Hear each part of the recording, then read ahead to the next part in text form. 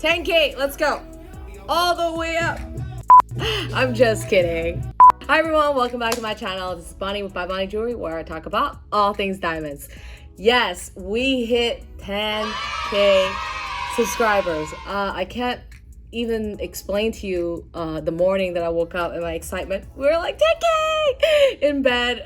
My husband was like, what's going on? Thank you so much. I know I promised in a few videos ago, you know, if I hit 10K, I was gonna do a full breakdown of my ring. I really didn't understand that people took it so serious. Like as soon as it hit 10K, I got like DMs, like comments in my last video, like, oh, we hit 10K, now we're gonna see your ring, right? Thank you for being so curious of my stuff. We're gonna do a full breakdown of my ring to give you a little backstory because I love storytelling. Yeah, so when I first got engaged a long time ago, I didn't always have a round diamond, okay? Back then, cushion cut was like the oval now, you know? Everybody wanted a cushion cut back then. At first I wanted like, okay, I don't want circle because everybody has circle or round. Circle.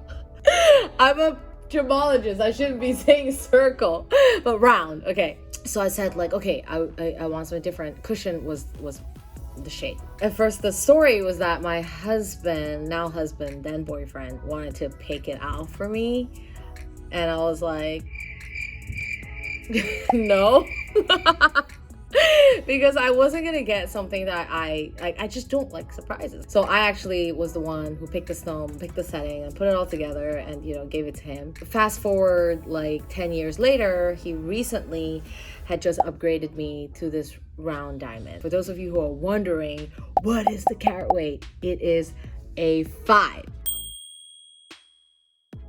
carat. And the reason why I don't always answer everybody's questions of like, oh, how big is your diamond? Just because it's my personality. Like I, in general, I'm not a showy.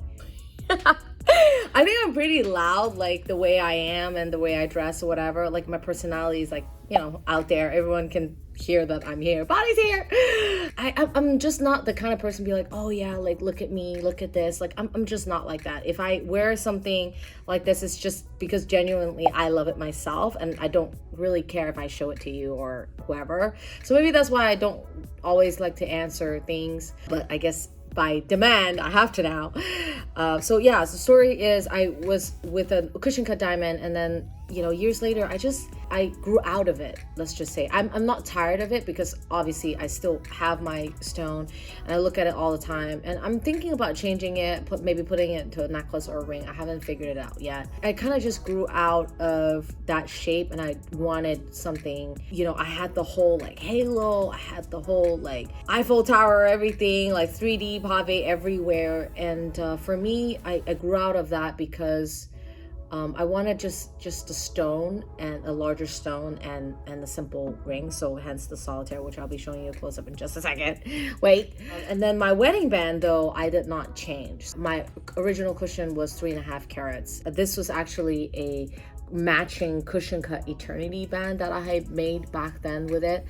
And for those of you who are constantly asking about the millimeter, it is, I'm just gonna do it slow-mo, 4.22, so basically 4 millimeter. And because it is cushion, not round, the carat weight is going to be slightly different. And for those of you who are wondering like, oh, what's the difference between cushion and round on an eternity band? So round typically will give you a slightly larger facing up look. 4 millimeter round versus a 4 millimeter cushion, because square, they carry slightly more weight on the bottom. The carat weight is going to be different. For those of you who are thinking about an eternity band and like, oh, I don't know what shape I should go, honestly, unless you absolutely cannot live without cushion or love cushion, how it's like slightly soft, which is honestly, I personally still absolutely adore my wedding band, and I'm not changing it to round. For me, I don't know, because it still carries the original sentiment of the cushion cut that I had.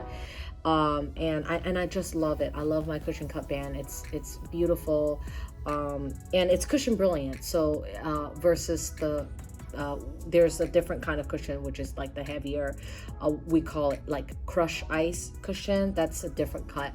So this is true cushion brilliant matching, which is really hard to do, and they're cutting less and less and less of cushion cuts like that. So for me, I really appreciate that, and I love it. And I don't mind that, you know, it's a mismatched shape. It doesn't have to be matched all the time. This is what it looks like on my finger. So typically, at first when I got this ring, this upgrade, I thought that I would maybe just wear it by itself sometimes and wear the band on the other hand. So but then I ended up actually only always wearing them together. I don't know why I don't, for just a single ring, unless it's a 3-stone ring, I feel like I'm engaged like this, and then it's kind of odd, like, oh, are you engaged? And with my previous ring too, because I had this split shank with a halo, I couldn't wear a flush band with it, or just any type of band that didn't look weird with it. So I never wore a band. I always wore my engagement and my band separate, on separate hands, right? So that kind of, I don't know, eventually kind of just bothered me. So I decided that I wanted a solitaire that fits kind of, you know, more flush with my ring. So another thing that I talk about in my videos is flush band, no flush band. So for this type of size of a carat, honestly, any diamond is going to be very hard to get a flush band, just because the nature of the size of the carat. Okay, the way I obviously didn't want something completely super tall profile, so I added diamonds on either side, but because I was going to wear a band next to it, you still see that there's a slight, you know, gap there, but it doesn't bother me at all. I love it. If you wanted to add diamonds, I wasn't able to do diamonds like this kind of flush. We had to go into the ring, meaning we had to curve the diamonds in and set it in a tilted way, which is really hard to do. And this type of pave work, it takes very, very highly skilled jewelers that has been working on jewelry pieces for many years to perfect. I love my ring from the side profile. It's comfortable. It definitely, you know, doesn't bother me at all. I love having the diamonds, but it is very labor intensive to have that done. And just for those of you who are wondering what is the millimeter of my ring, it is 2.4. okay, it is 2.4 millimeter on a 5-carat round. All right, that's it for the full breakdown of my ring. I hope for those of you who have been waiting, this was satisfying for you to watch.